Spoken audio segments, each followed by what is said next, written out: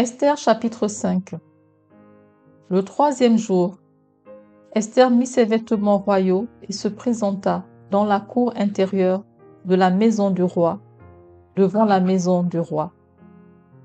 Le roi était assis sur son trône royal, dans la maison royale, en face de l'entrée de la maison. Lorsque le roi vit la reine Esther debout dans la cour, elle trouva grâce à ses yeux. Et le roi tendit à Esther le sceptre d'or qu'il tenait à la main. Esther s'approcha et toucha le bout du sceptre. Le roi lui dit : « Qu'as-tu, reine Esther, et que demandes-tu ? Quand ce serait la moitié du royaume, elle te serait donnée. » Esther répondit : « Si le roi le trouve bon, que le roi vienne aujourd'hui avec Aman au festin que je lui ai préparé. » Et le roi dit : « Allez tout de suite chercher Aman comme le désire Esther. » Le roi se rendit avec Aman au festin qu'avait préparé Esther. Et pendant qu'on buvait, le roi dit à Esther : « Quelle est ta demande ? Elle te sera accordée. Que désires-tu ? Quand ce serait la moitié du royaume, tu l'obtiendras. » Esther répondit : « Voici ce que je demande et ce que je désire.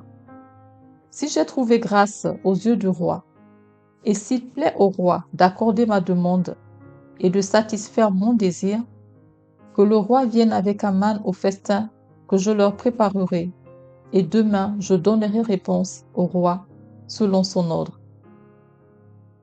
Aman sortit ce jour-là, joyeux et le cœur content.